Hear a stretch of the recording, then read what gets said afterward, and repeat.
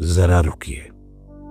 इस सवाल को सुनने से पहले अपनी सारी मान्यताएं एक तरफ रख दीजिए, क्योंकि ये कहानी आस्था को तोड़ने की नहीं है। ये कहानी आंख खोलने की है। सवाल बहुत सीधा है। बुद्ध ने ईश्वर को क्यों नहीं माना? या फिर क्या सच में उन्होंने नहीं माना?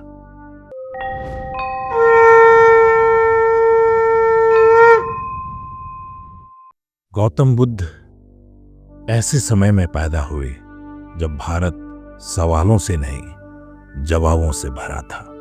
हर सवाल का जवाब था, हर डर का देवता था, हर बीमारी का मंत्र था। बारिश नहीं हुई, देवता नाराज है। बच्चा मर गया, पिछले जन्म का पाप। गरीबी है, भाग्य ऐसा ही है। कोई ये नहीं पूछता था कि दुख क्यों है, और अगर कोई पूछता भी तो उसे चुप करा दिया जाता था।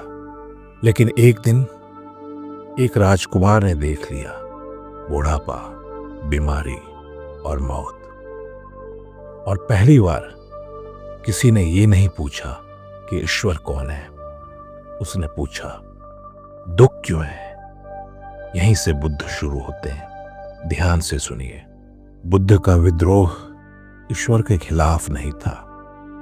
बुद्ध का विद्रोह बेहोशी के खिलाफ था। वो बेहोशी जो नाम बदल बदल कर हजारों सालों से चल रही थी। कभी धर्म, कभी परंपरा, कभी संस्कार। बुद्ध ने कहा, अगर दुख है तो उसका कारण भी होगा। और ये बात अपने आप में खतरनाक थी, क्योंकि अगर कोई कारण मिल गया तो डर खत्म हो जाएगा, और जहां डर खत्म होता है वहां दुकान बंद हो जाती है। लोग बुद्ध से पूछते थे, क्या ईश्वर है? बुद्ध जवाब नहीं देते थे। लोग कहते, आप साफ साफ क्यों नहीं बताते? बुद्ध मुस्कुराते थे। वो कहते थे, मान लो मैंने कह दिया ईश्वर है, तो क्या तुम्हारा दुख खत्म हो जाएगा? और अगर मैं कह दूं ईश्वर नहीं है, तो क्या तुम्हारा दुख खत्म हो जाएगा? अगर जवाब नहीं बदलता तो सवाल क्यों पकड़ कर बैठे हो? यही वजह है कि बुद्ध ने ईश्वर पर कोई सिद्धांत नहीं दिया। उन्होंने कहा, मैं तुम्हें सच नहीं दूंगा, मैं तुम्हें रास्ता दूंगा। बुद्ध गुरु नहीं बनना चाहते थे, वो डॉक्टर बनना चाहते थे। और डॉक्टर का काम प्रवचन देना नहीं होता, इलाज करना होता है। अब यहां एक बहुत बड़ी गलतफहमी तोड़नी जरूरी है। लोग कहते हैं बुद्ध नास्तिक थे। नहीं, नास्तिक वो होता है जो कहता है ईश्वर नहीं है। बुद्ध ने ये कभी नहीं कहा। बुद्ध ने कहा, मैं नहीं जानता, और जानना जरूरी भी नहीं। ये बहुत बड़ा फर्क है। बुद्ध अज्ञेयवादी नहीं थे, बुद्ध उससे भी आगे थे। वो कहते थे, अगर तुम्हें तैरना सीखना है तो पहले पानी में उतरो, ये मत पूछो कि समुद्र किसने बनाया। बुद्ध का पूरा दर्शन 4 वाक्यों में है। जीवन में दुख है, दुख का कारण है, दुख का अंत संभव है, और उस अंत का रास्ता है। इन चारों में कोई पूजा नहीं है, कोई भगवान नहीं है, कोई स्वर्ग नहीं है। क्यों? क्योंकि बुद्ध तुम्हें मरने के बाद नहीं, जीते जी मुक्त करना चाहते थे। लोग कहते थे, अगर ईश्वर नहीं है तो नैतिकता कैसे आएगी? बुद्ध कहते थे, अगर ईश्वर के डर से तुम अच्छे हो तो तुम अच्छे नहीं हो, तुम सिर्फ डरे हुए हो। बुद्ध ने करुणा को डर से अलग किया। उन्होंने कहा, दया इसलिए नहीं कि भगवान देख रहा है, दया इसलिए क्योंकि सामने वाला दुख में है। यही बात सबसे ज्यादा खतरनाक थी, क्योंकि अब अच्छा बनने के लिए बीच में कोई भगवान नहीं था।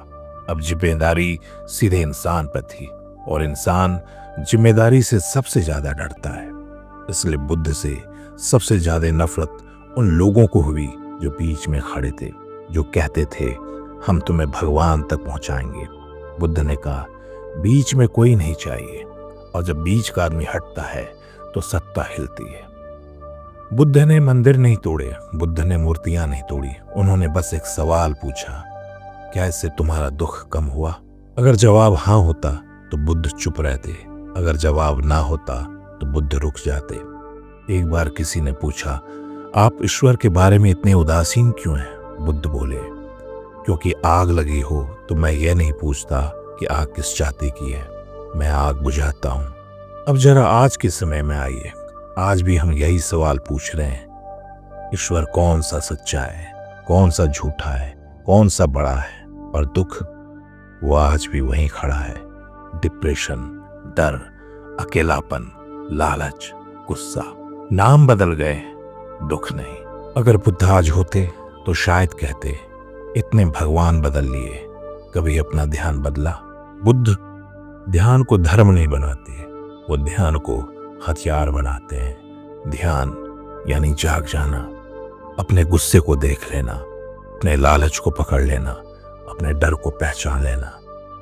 बुद्ध कहते, जब तुम खुद को देख लोगे तो भगवान की जरूरत अपने आप कम हो जाएगी। और यही बात लोगों को चुभती है, क्योंकि भगवान बाहर हो तो आसान है, गलती भी बाहर डाल दो, जिम्मेदारी भी बाहर डाल दो। लेकिन बुद्ध कहते, तुम जिम्मेदार हो। और ये वाक्य किसी भी नास्तिकता से ज्यादा खतरनाक है। तो बुद्ध ने ईश्वर को नकारा नहीं, बुद्ध ने ईश्वर को हटा दिया बीच से। उन्होंने कहा, पहले खुद को ठीक करो, फिर जो चाहो मानो। अंत में बुद्ध चुप क्यों रहते थे? क्योंकि कुछ सच बोले नहीं जाते, कुछ सच देखे जाते हैं, और जो देख लेता है वो बहस नहीं करता। तो सवाल ये नहीं है बुद्ध ने ईश्वर को क्यों नहीं माना, सवाल ये है, क्या हम सच में दुख से बाहर निकलना चाहते हैं या सिर्फ सही में भगवान ढूंढ रहे हैं? बुद्ध आज भी उसी चुप्पी में बैठे हैं, और हम अब भी सवाल पूछ रहे हैं जिनसे कोई इलाज नहीं होता।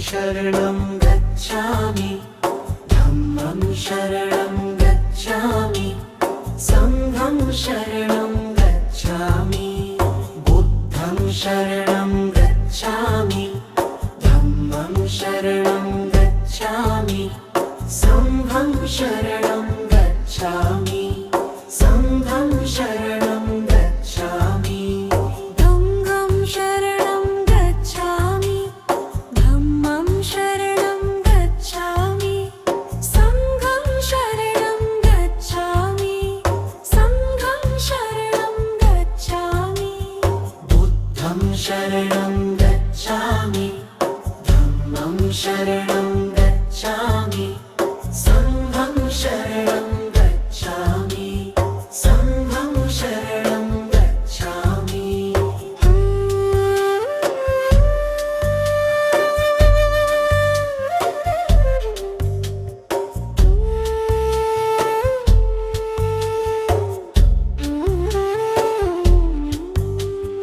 बुद्धं शरणं